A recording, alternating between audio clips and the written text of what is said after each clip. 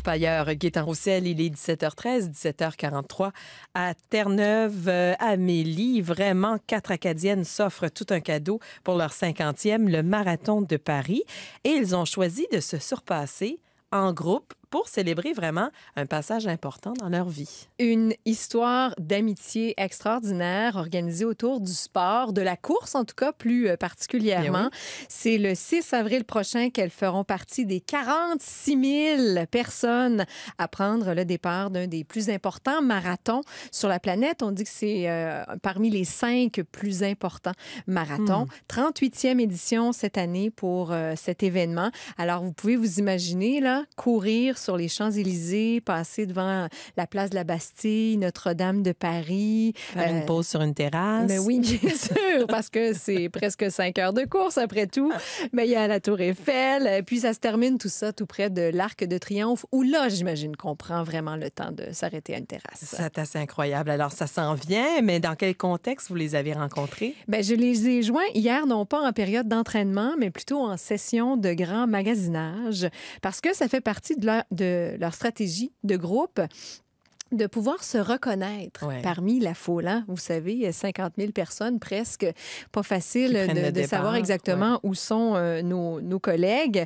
Alors, elles choisissaient leur costume et puis j'en ai profité pour mieux connaître l'amitié qui les unit.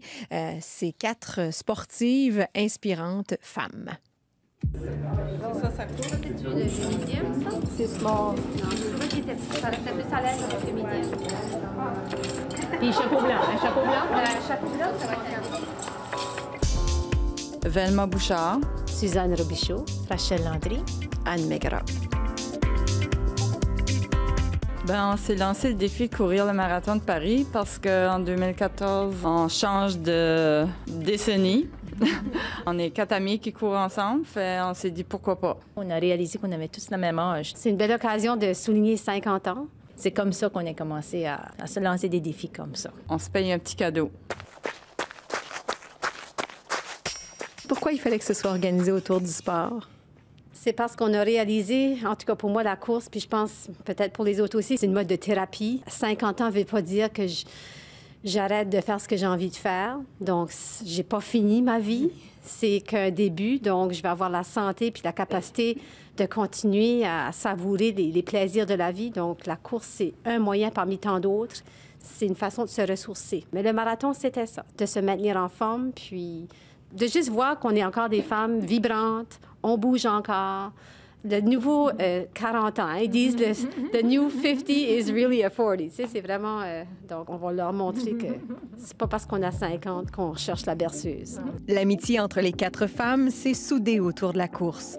L'effet d'entraînement y est pour beaucoup dans l'accomplissement et la réussite de leur objectif commun. On court les distances, puis on se rend même pas compte de la distance qu'on a courue parce qu'on a placoté tout le long, puis on a eu du fun, puis on a tellement hâte à se rencontrer les fins de semaine pour faire nos longues distances, puis c'est du temps pour nous autres. Il y a du bien qui ressort de là-dedans de tous les côtés.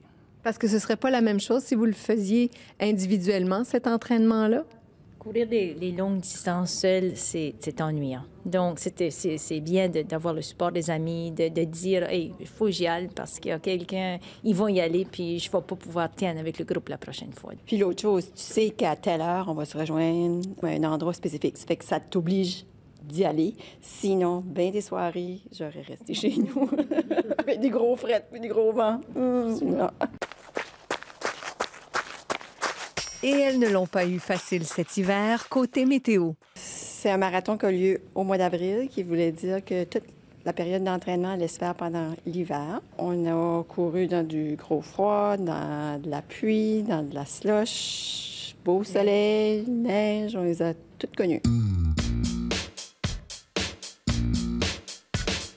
Qu'est-ce que vos collègues, vos amis, vos familles vous disent de votre défi? C'est sûr qu'on a des réactions « Wow, tu vas faire le marathon de Paris, puis tu vas avoir 50 ans. » Tu le vois dans les yeux, tu le vois dans la voix. Ils trouvent ça extraordinaire. C'est le fun parce que nous autres, ça nous motive encore plus. Puis, tu sais, on se dit, au moins, on aura quelque chose à se rappeler. C'est quoi que j'ai fait à mes 50 ans? J'ai couru le marathon de Paris. Le départ a lieu à 8h45 le matin du 6 avril prochain sur les Champs-Élysées. Les 4 comparses laissent de côté leur intérêt individuel dans ce défi qu'elles vivent en groupe jusqu'au bout. Je pense qu'on cherche à le finir ensemble parce que l'objectif, c'est vraiment de vivre l'expérience ensembre. Dans un entraînement de course, nos longues distances, on a appris à se connaître, on a partagé beaucoup de nous-mêmes, de notre parcours de vie.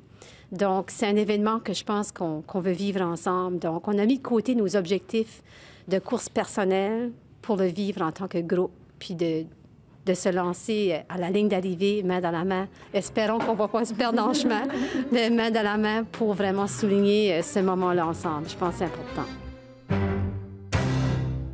Oui, c'est toute une gâterie qu'elle s'offre, mais c'est quand même quelque chose à souligner que de courir un marathon. Et franchement, elles y vont le tout pour le tout. Oui, c'est un cadeau qu'elle s'offre. Alors, on a entendu Velma Bouchard, Suzanne Robichaud, Rachel Landry et Anne Maigrat, ces 4 coureuses qui seront du départ le 6 avril du Marathon de Paris. J'imagine qu'elles vont pas faire ça et revenir le lendemain. Elles vont en profiter pour faire un petit voyage entre amis aussi. Oui, certainement, mais imaginez-vous, comme si c'était pas suffisant, le lendemain de leurs 42 kilomètres de course, elles ont déjà planifié à leur horaire un tour de ville en vélo. Parce que ce ne sont que des championnes extraordinaires. Mais le 6 avril, c'est en chandail violet et chapeau blanc sur la tête que nos 4 Acadiennes seront de la course. On essaiera de savoir comment ça a été le lundi, le 7 avril. On pourra vous dire comment ça s'est passé. Mais vraiment une très belle rencontre, 4 femmes inspirantes. Et c'est sans doute pas les premières Acadiennes à faire ce genre de voyage-là. Si vous êtes parmi ceux qui rêvent de faire ça, écrivez-nous un petit mot peut-être sur notre page Facebook. Toujours un plaisir de faire ce type de rencontre-là. Une belle histoire d'amitié. Merci beaucoup, Amélie. Plaisir.